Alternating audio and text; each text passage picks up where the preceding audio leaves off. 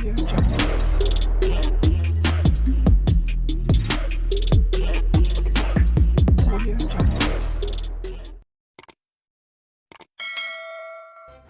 kasih karena memilih channel ini. Sebelum kita mulakan video ini, sila pertimbangkan untuk menekan butang like, share, dan subscribe, dan aktifkan butang lonceng Anda agar Anda sentiasa mendapat info-info percuma pada setiap hari dari channel kami. Dan tinggalkan komen Anda karena komen Anda amatlah dihargai.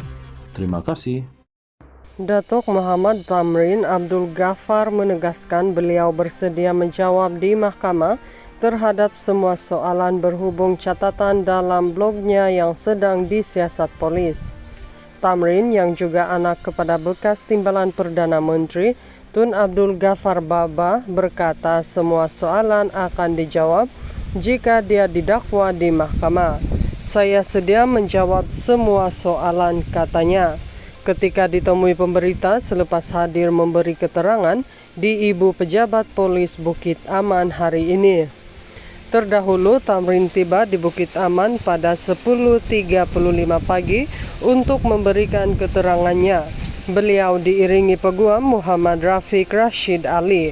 Beliau dipanggil memberi keterangan di Bukit Aman susulan catatan di blog berhubung ramalannya mengenai kepimpinan dan keadaan politik Melayu di negara ini dalam tempoh 10 tahun akan datang.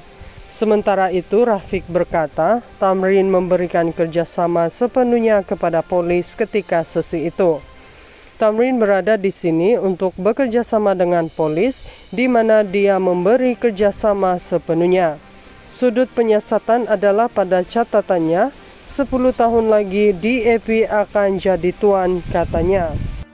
Datuk Muhammad Thamrin Abdul Ghaffar menegaskan beliau bersedia menjawab di mahkamah terhadap semua soalan berhubung catatan dalam blognya yang sedang disiasat polis.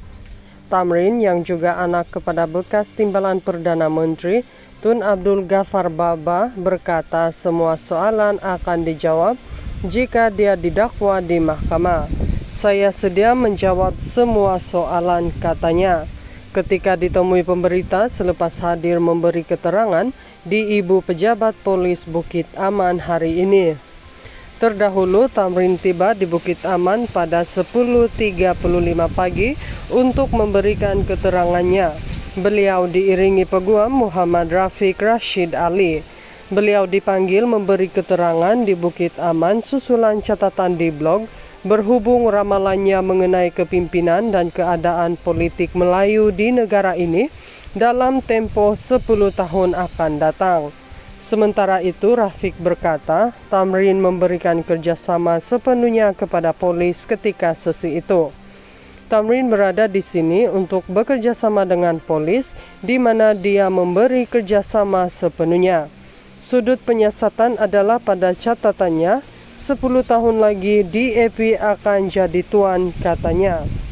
Datuk Muhammad Thamrin Abdul Ghaffar menegaskan beliau bersedia menjawab di mahkamah terhadap semua soalan berhubung catatan dalam blognya yang sedang disiasat polis.